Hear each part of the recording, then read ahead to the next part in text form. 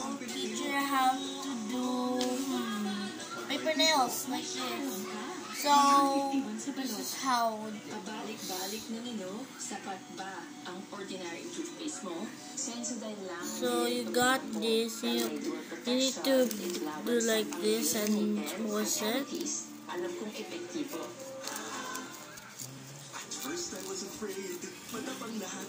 Pero sa meeting, sarap ng more cubes. Now they're wanting for more.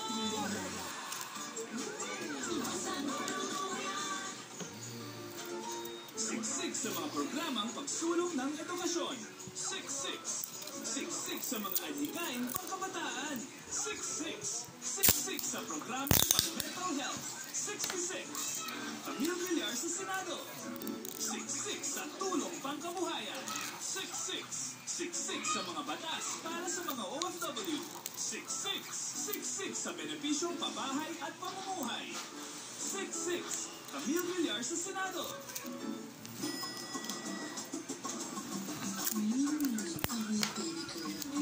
Ang hardworking. Sipag. Ang babango niyo naman. Sana ba yan? Amoy good vibes. Amoy kala. Amoy good vibes. Ako, di ko lalong makikinabang sa World Class Hospital. Ako, mabibigyan ng trabaho dahil sa ako dito. Ako, at marami na tutulungan di Bicolano. Ang boto ko, ako Bicol. Ako Bicol. Ako Bicol. Ako Bicol. Ako Bicol. Okay, another one. So, we will design it now. So, we will design it. Mga babad sa pawis. Ang asin niya. Ha?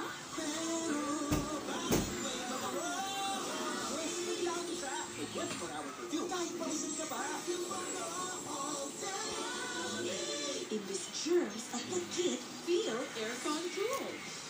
Safeguard extra strong tool. So, like that, guys. Germs off, aircon cool. And we will cut it again.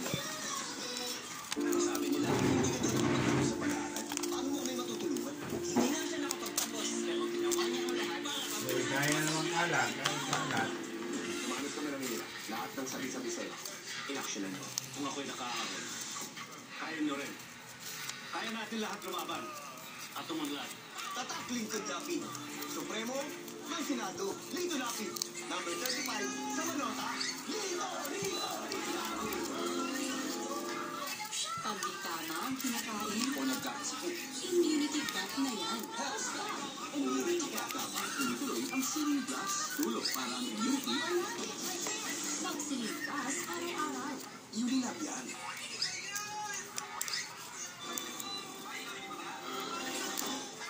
Sa kapusong bakot ng 11 na parangal ang GMA Network sa 19th Daigdigan. And we need this tape. Kasama natin si Ay, ang ginawa ng personalidad at programa sa pagtutok si Jamie Santo. Sa ika-19 na taon ng University of the Philippines Los Baños Combron Soc Daigdigan Awards, 19 na parangal ang nakuha ng GMA Network. Kabilang ang Best News Anchor para kay 24 Oras Anchor Elite Sumangil. Guys, this is so done so far. At ang Gandingan ng Kabataan Award kay Game Changer host Martin Javier. Panibagong palanin ang nakuha ng How to Spot Deepfake ng 24 Oras na itinanghal na most development-oriented feature story. Ito yung nag-ministulang Guys, look at this. para hindi ako tablan. You just need 2 more. Mga alagad ng tunay na media na humahanap ng tunay na istorya dapat malaman ng mga kababayan natin. Most development-oriented gender transformative program naman ang State of the Nation. Best Child Development si Joseph Moro. At Best TV program host si Balitang Hali Anchor Rafi Tima. Kinilala rin ang ilang public affairs show and personalities. Gaya ni Jessica Soho na pinarangalan ng Gandingan ng Kalikasan. Most development-oriented environment program din ang Kapuso Mo, Jessica Soho. Episode ni Kalendine. Most development Look, guys, my drawing. Aralo special sa mga boses sa hukay. Pwede rin ang investigative story ng Reporter's Notebook. Nasaan ang pera kapag ang dahari sa ganito podcast ng Most Development-Oriented Educational Program. Most Development-Oriented Drama Program ang Pulang Araw. Most Development-Oriented TV Vlog ang NCAA Siglo Uno Inspiring Legacies. Most Development-Oriented Musical Segment Program, Julie Stell ang ating tinig. Sa radyo, Best FM Radio Program host si Papa Dudut ng Barangay LS 97.1. At online, Most Development-Oriented Online Feature article ang Living the History Reenactment Box-Style Tales of Filipinos Wartime Valor. Para sa GMA Integrated News, Jamie Santos, nakatutok 24 oras.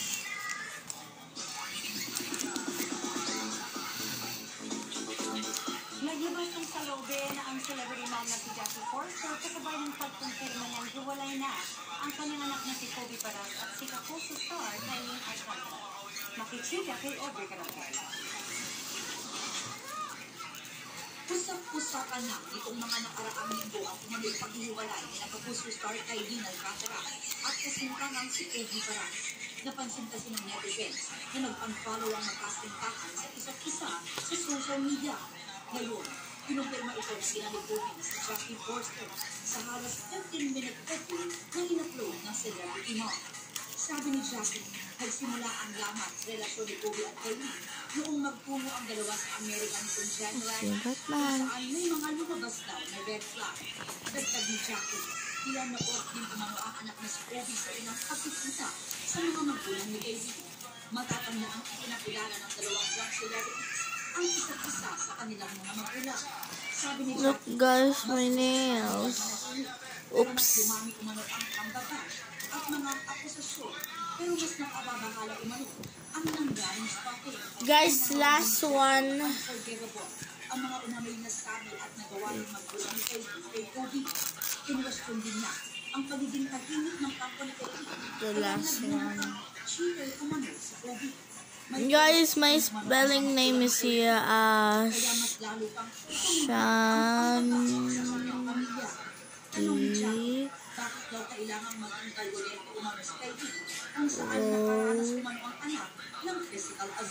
Heart.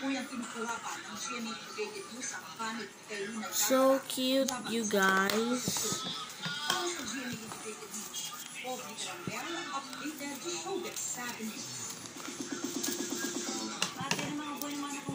Monday night. Ako po si Araya.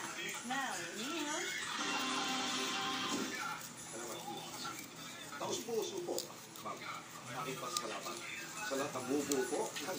Trendingan awards sa pagkilala sa akin. Ang inyong lingkod bilang best news anchor. Ready po sa iba pa natin, mga kapuso. Thank you. Ako. Yan na mga balita ngayon. Ang puso ng Bianco para sa mas malaking misyon. Mas malawak na paglilingkod sa bayan. Ako po sa Emil Suman. Mula sa GMA Integrated News, ang news authority na Pilipino. Nakatuto kami 24 oras.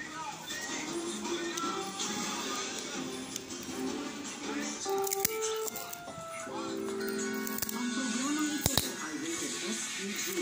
Striktong patnubay at gabay ng magulang ang kailangan. Maaaring may masisilang tema, lengguwahe, karahasan, sexual, horror o droga na hindi angkop sa mga bata.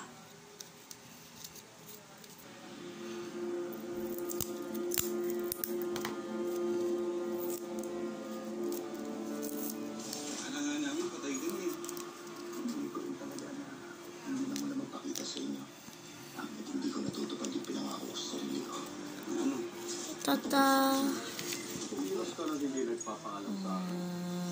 Nagpasikat ka pag Tata. papalitawag mo na na iba. Tata. Sino nang gusto ko mangyarin? Tata. Tata. Hindi na maulit, Alban. And Tata. Bigay ko ng trabaho sa iba.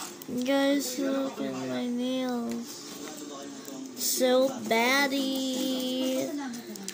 Bye bye guys. See you next week.